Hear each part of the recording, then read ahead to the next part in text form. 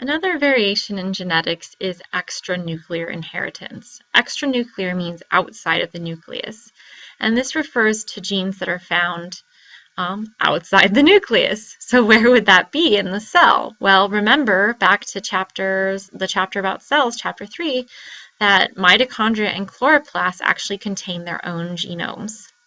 These are much smaller than the information that's in the nucleus. 1,000 to 10,000 times less information in the case of humans, yet it can affect the phenotypes of individuals. Extranuclear inheritance is typically going to follow maternal inheritance only. This means that offspring will only inherit traits and genes from the mother, not both parents. So nuclear inheritance is always from both parents. You get some from your mother, half from your mother, half from your father. Again, in the case of extranuclear inheritance, it's only maternal inheritance. In order to understand why, we have to revisit sexual reproduction a little bit. So maybe you've seen some pictures of an egg being fertilized by a sperm. If you haven't, I'll do a little sketch for you.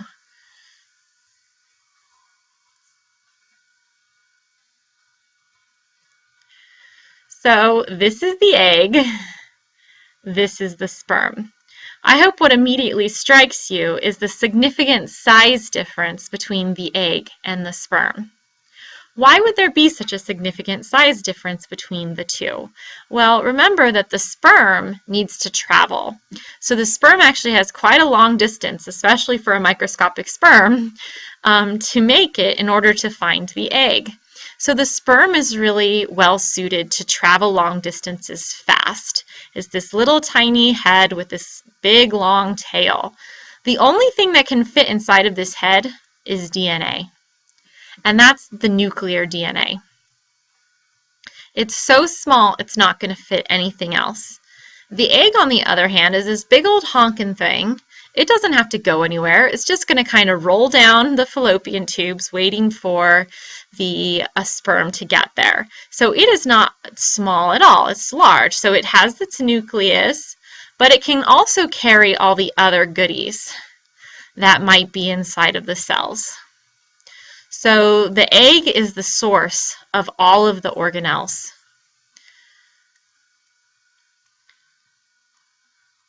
So the egg provides all of the first organelles for the fertilized or for the embryo or the zygote. So that includes mitochondria and chloroplasts, as well as ER, as well as Golgi, as well as ribosomes and lysosomes, and all the other different cell parts. All of that will be provided by the egg. All the sperm brings is nuclear DNA. So that means that any traits that are carried in the mitochondria or the chloroplast must come from the egg, therefore they must come from the mother. So we'll look at an example of chloroplast genome and inheritance. This is leaf pigment in 4 o'clock plants. They notice that it does not follow the law of segregation because the inheritance depends only on the mother. So again, an example of maternal inheritance. So this is because the chloroplasts are only going to come from the egg, therefore from the mother. So here's the example of the crosses they did. If they crossed a white-leafed mother with a green-leafed father, all the offspring were white. And if you thought this followed Mendelian genetics, you might assume that white was dominant. But if they reversed the sexes and made the mother the green-leafed and the father the white-leafed, all of a sudden the offspring were green.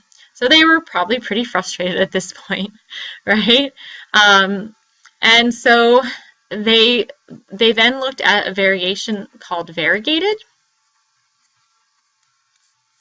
Variegated is where they have spots of green and white on their leaves. And so if the mother was variegated, then all the offspring were either green, white, or variegated.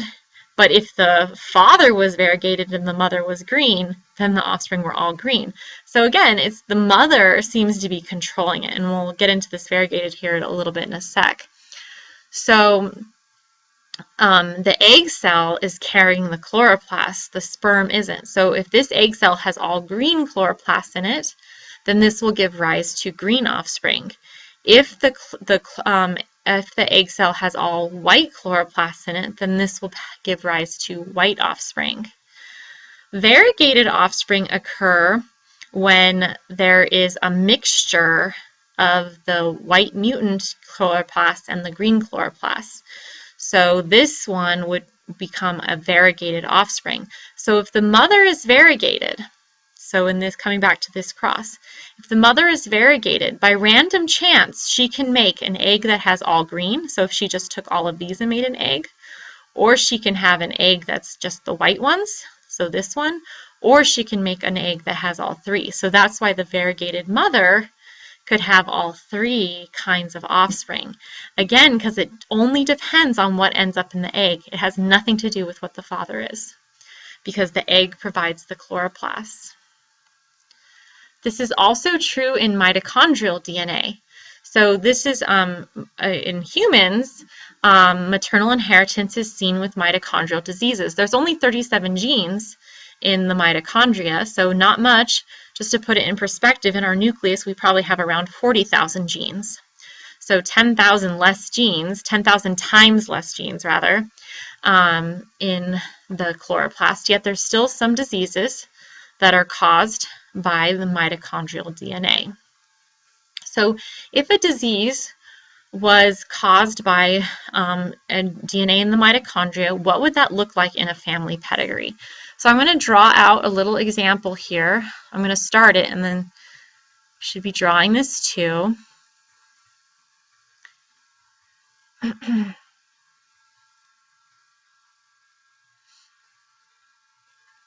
in her husband. Oops. Erase that.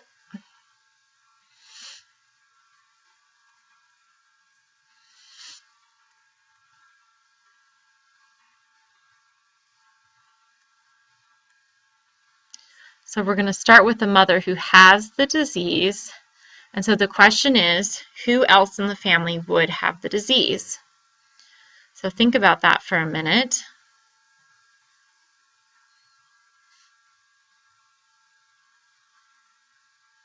So remember that the mother gives it to all of her children.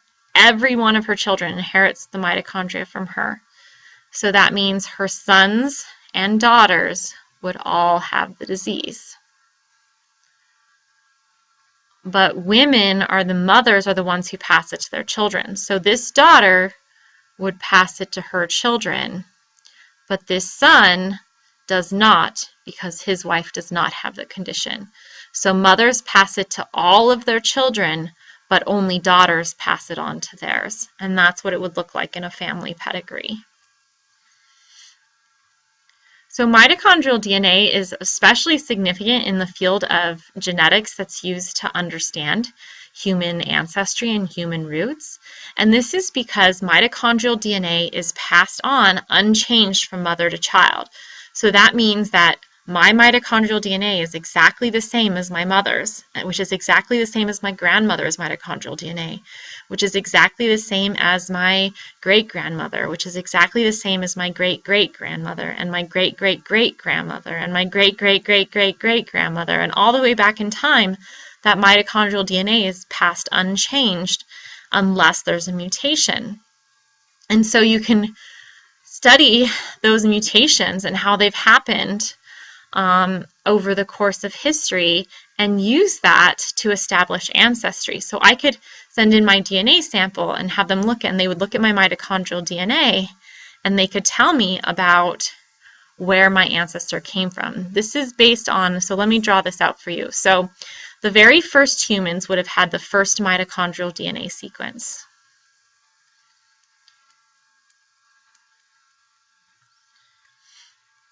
And these first humans were living around here 200,000 years ago. So over time, some of the humans would head up this way. So some of them would move to the Middle East. And after they had separated, they would get a mutation. And this would be the Middle East mutation, right? Or what could be imagined as the Middle East marker. Then people began to separate. So out of the Middle East, people moved into Europe or they moved into Asia. So we do Europe up here, Asia, and remember this is the Middle East. So because everybody who ended up in Asia or Europe passed through that Middle East population, they have the Middle East marker. After they separate, they get their own markers. So the European population maybe had a mutation there. The Asian population maybe had a mutation there. It's a little different of a mutation. And in the meantime, back here in Africa, these people are getting a different mutation. But notice that this mutation is not the same as any of the mutations that anybody else in the earth has. So this is the way that we've established the original sequence of the first humans. And that's actually, if you've heard of this, they found Eve in Africa. They really found the very first population of humans, or the people who are related to the very first population of humans that never left where they started. And then you can look for these markers in different people. So for me, if they wanted to test my ancestry, they would look for these different markers and be able to tell me, well, your ancestors on your mother's side came from Europe or from the Middle East, or whatever was true for me. And so they are doing lots of these studies, and the one that I posted about is the Human Genographic Project. And that's the one that's here, and where this data comes from. It's a big project with the National Geographic, and they want to collect samples from people, and you have to pay for it, but you can get information about your ancestry, and if you want to, you can contribute to the project that's helping them to make this even better and really help us understand the history of humans and how we ended up in the different places around the globe. So in the topic of genetic testing and ancestry, there's another component of our DNA that's passed from generation to generation without mixing of parental DNA. And I'll give you a hint. It's only true for males, so females are not going to have this. It's the Y chromosome.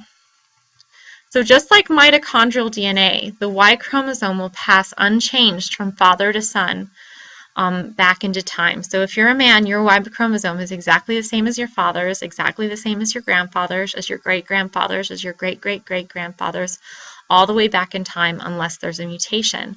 And so we can use markers on the Y chromosome in just the same way that we did with mitochondrial DNA to understand ancestry and relationships between people. And I just want to tell you about this really cool story and study that was done that used Y chromosome DNA. And so this centers around the Lemba people of South Africa. They're a Bantu-speaking tribe.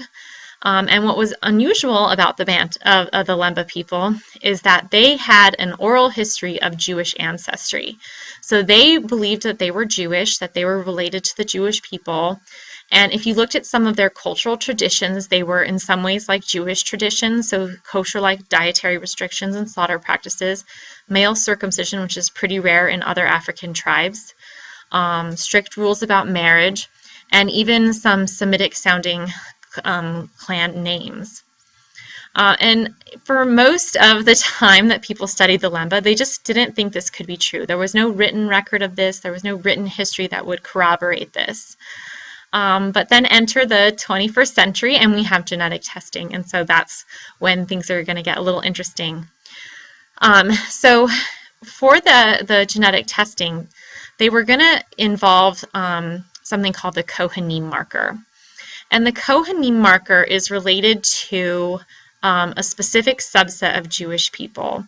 And it's the idea, or the original Cohenine marker, or the story of the Kohen or Kohen, is that they're men that are of a specific group of Jewish people, a Jewish priesthood. And the big thing here for genetic testing is that they claim descent from a single male ancestor. So that means that anybody who's claiming to be a Kohanim should have the same Y chromosome. And that's what's important for our story.